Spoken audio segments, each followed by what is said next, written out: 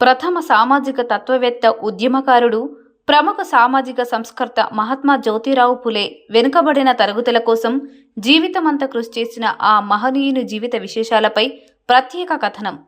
1827 నుండి 1890 మధ్యకాలంలో జీవించారు మహాత్మా జ్యోతిరావు ఫులే. 1827 ఏప్రిల్ 11వ తేదీ మహారాష్ట్రలోని పూణేలో గోవిందరావు దంపతులకు జన్మించారు ఫూలే. 1890 నవంబర్ 28వ తేదీ మరణించారు. 1848లో జరిగిన తన స్నేహితుడి వివాహంలో కుల వివక్షతకు గురయ్యారు. ఆ క్షణం నుండి కుల వివక్షలపై పోరాడాలని నిర్ణయించారు.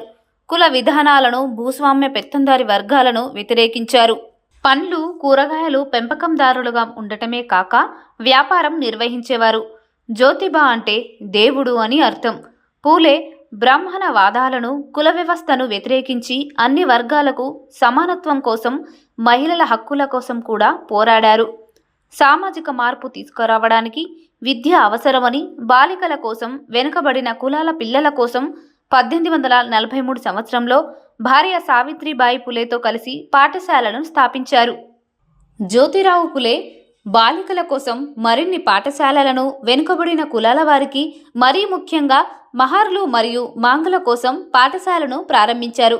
మహిళ ఉద్ధరణకు 1873లో సత్యశోధక సమాజం అనే సంస్థను ఏర్పాటు చేసి వెనుకబడిన వర్గాల వారిని తీర్చిదిద్దడానికి సంస్థను స్థాపించారు.